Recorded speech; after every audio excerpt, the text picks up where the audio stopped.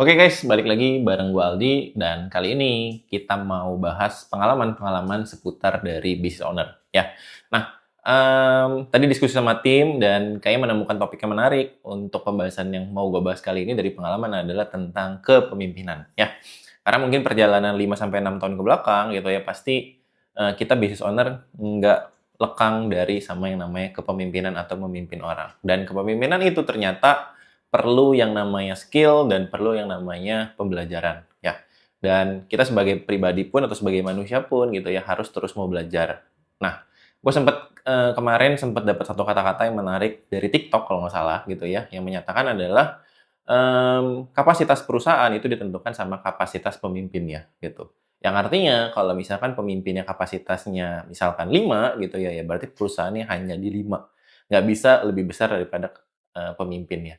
Nah, yang artinya kita itu pemimpin itu adalah tutup botolnya gitu. Jadi jangan sampai kita justru yang bikin perusahaan kita jadi bottleneck gitu. Nah, jadi kita sebagai leader atau sebagai business owner harus terus mau bertumbuh dan harus terus mau belajar. Oke?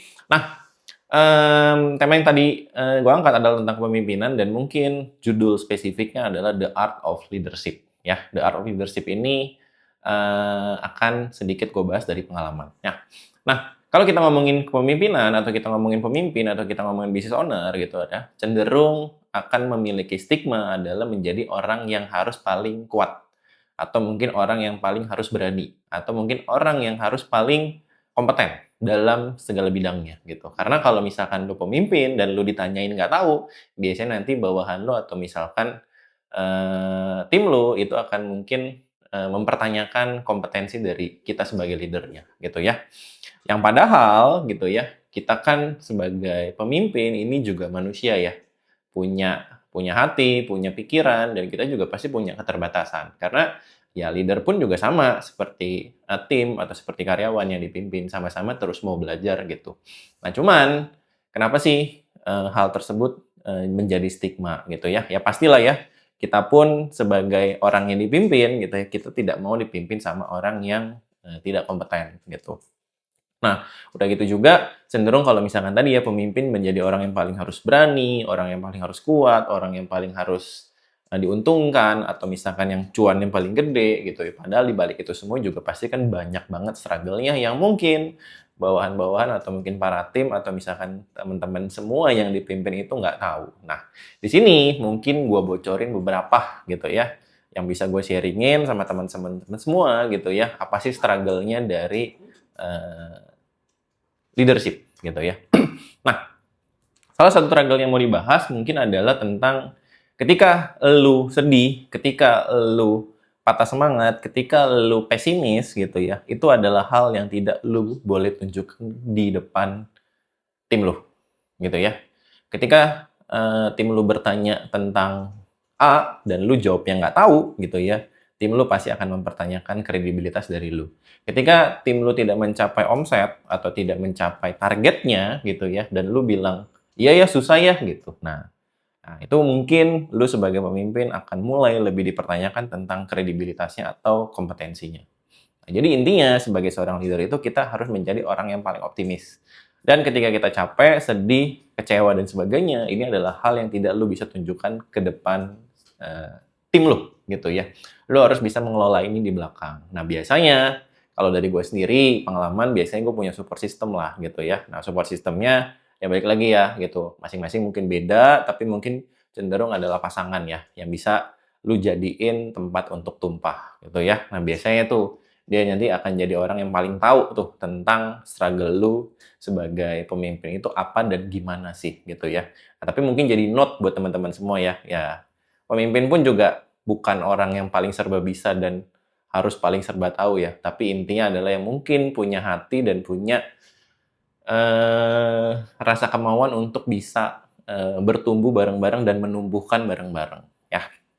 Gitu. Nah, kali ini gitu ya, selain dari yang tadi, gue juga mau menambahkan beberapa prinsip gitu ya, yang buat teman-teman semua yang mungkin saat ini masih belum memimpin dan ada kesempatan untuk memimpin gitu ya. Ini wajib banget buat kalian punya prinsip-prinsipnya ya. Nah, pertama, gue mau bertanya seperti ini. Kalau misalkan ditanya harus memimpin susah nggak? Iya, lebih susah. Kenapa? Karena kita harus mengorbankan kepentingan kita untuk kepentingan orang lain, gitu. Karena kita nggak bisa lagi, mengutamakan kepentingan kita di atas kepentingan orang. Karena kalau memimpin itu harus mengutamakan kepentingan orang, atau kepentingan tim kita, atau kepentingan organisasi kita, dibanding kepentingan kita. Nah, lu sebagai seorang pemimpin itu harus punya prinsip tersebut. Dan jangan tunggu siap, ya. Tidak ada kata siap untuk memimpin, suatu organisasi, suatu badan, atau suatu tim gitu ya. Karena ketika nanti lu siap, kesempatannya ada nggak, gitu. Jadi menurut gua gitu ya, kesiapan ini nanti akan seiring dengan kemauan. Yang penting adalah kemauannya dulu, ya. Jadi kalau lu mau belajar, mau bertumbuh, dan mau mencoba gitu ya, gua rasa pasti, perusahaan atau organisasi tersebut atau siapapun nanti akan mungkin bisa membantu lu menjadi mentornya. Atau misalnya bisa membantu lo menjadi, guideline-nya atau misalkan arahannya lah gitu ya. Jadi tadi beberapa prinsipnya ya. Jadi jangan tunggu siap dulu, yang penting mau dan mau bertumbuh, mau belajar. Jadi menurut gue itu prinsip-prinsip yang penting. Nah, lalu masuk ke prinsip yang selanjutnya adalah punya satu tujuan yang jelas. Satu tujuan yang jelas adalah kemajuan dari organisasi tersebut atau mungkin kemajuan dari perusahaan tersebut, ya. Kalau misalkan ngomongin case-nya kita business owner gitu ya, pasti kita pengen perusahaan kita maju, makin berkembang dan terus berkembang. Nah, itu yang harus dipunya sama para leader-nya gitu ya, atau misalkan leader paling tingginya gitu. Tidak bisa kemajuan diri gua gitu ya sebagai business owner, tapi harus kemajuan perusahaan tersebut sehingga kita bisa maju bareng-bareng gitu. Dan yang tidak kalah pentingnya adalah, setiap kebijakan, keputusan yang kita buat itu tidak bisa menyenangkan semua orang, gitu ya. Pasti mungkin ada yang dikorbankan, tapi pasti juga ada yang diuntungkan. Ya sudah, tapi konteksnya masih dalam artian misalkan kepentingan, kemajuan perusahaan. Nah, kita ngomongin contoh case-nya adalah beberapa waktu ke belakang ya. Ini gue sharing dari pengalaman pribadi gitu ya. Nah, misalkan, jam masuk kerja ya. Ini dari perusahaan gue sendiri mengadopsi, beberapa, beberapa kebijakan yang baru.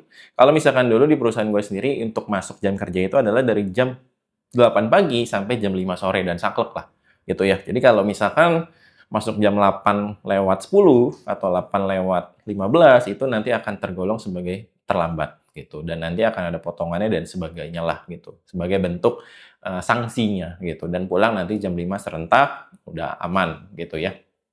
Nah, kalau saat ini kita buat kebijakan adalah jam masuknya lebih fleksibel gitu ya. Misalkan lu bisa masuk dari jam 8 sampai jam 9, range waktunya. Misalkan lu masuk jam 8.30, berarti lu harus pulang jam 17.30. Jadi sistemnya gantilah, ganti jam. Nah, menurut gua ini ada beberapa orang yang pasti akan diuntungkan gitu ya. Pasti akan ngerasa, oh cocok banget nih gitu, yang rumahnya jauh, yang emang mungkin susah bangun pagi gitu ya. Nah, tapi kan ada beberapa mungkin yang tidak terlalu diuntungkan gitu ya, yang maksudnya rumahnya deket, yang emang udah terbiasa bangun pagi dan pengen pulangnya tenggo gitu ya. Nah jadi, tidak bisa menyenangkan semua orang. Nah tapi, kita harus lihat dampaknya ke depan itu untuk kemajuan perusahaan enggak gitu. Dominasinya gimana gitu, mayoritas dari karyawannya seperti apa. Nah, ini adalah contohnya ya. Jadi prinsip-prinsip yang, tadi gua katakan adalah prinsip-prinsip sebagai, pemimpin harus punya gitu. Nah, selanjutnya prinsip yang teman-teman juga harus punya adalah kemauan untuk mau terus bertumbuh atau belajar, ya. Jadi, kalau lu stop belajar, berarti, lu matilah kasarnya. Nah, mungkin itu ada ini ya, ada statement-statement, entah itu di sosial media yang mana gitu ya, kalau lu berhenti belajar, lu sampai dengan mati gitu. Nah, menurut gua ada benernya ya, gitu. Ketika kita emang sebagai manusia berhenti belajar, sebenarnya kita, mematikan diri kita, gitu.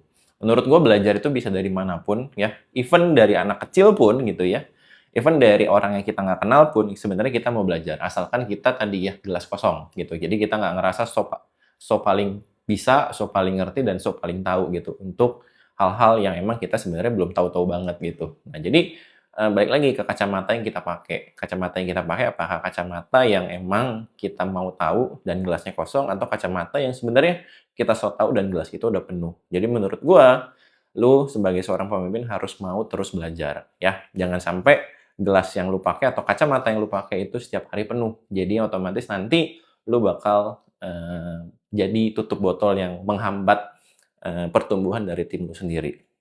Dan yang selanjutnya menurut gua adalah tanggung jawab ya. prinsipnya gitu. Jadi kalau lu mau belajar, mau bertumbuh, dan lu juga jadi adalah orang orang yang bertanggung jawab ketika lu sudah memastikan misalkan deadline-nya dan lu sanggup untuk mengerjakannya, pastikan ya tanggung jawab sama hal tersebut. Karena menurut gua ini adalah integritas yang kita juga harus pegang. Jangan sampai diiyain tapi kenyataannya enggak, dienggain tapi kenyataannya iya, dan sebaliknya. Nah, terakhir gitu ya adalah mungkin value yang gue juga tanamin sama teman-teman di perusahaan gue adalah gue sempat bilang sama mereka seperti ini gitu ya. Gue nggak cari orang hebat gitu ya di perusahaan ini gitu ya. Even lu bukan siapa-siapa, even lu masih SMK, even lu juga tidak lulusan kampus manapun atau perkuliahan manapun, silakan aja masuk ke sini gitu. Nah, tapi tadi ya punya prinsip mau belajar dan tanggung jawab. Sama, gue bilang sama mereka adalah jangan jatuh di lubang yang sama. Jadi yang artinya kalau salah hari ini nggak apa-apa gitu ya. Tapi besok jangan salah di lubang yang sama atau jadi kejadian yang sama gitu. Yang artinya kalau misalkan lu sebagai pribadi gitu ya yang sudah salah di tempat tersebut dan lu salah lagi besoknya di tempat tersebut, artinya kan lu nggak belajar gitu. Nah, jadi menurut gua sih bukan cari orang hebat tapi cari orang yang mau bertumbuh bareng-bareng gitu. Otomatis perusahaan kita bakal bisa lebih berwarna dan perusahaan kita bisa satu arah untuk kemajuan perusahaan yang tadi. Nah, itu sih beberapa prinsip yang gue pegang dan gue terapin dalam perusahaan gue gitu ya. Semoga ini jadi hal yang membantu buat para business owner semua. Mungkin gue highlight sekali lagi gitu ya.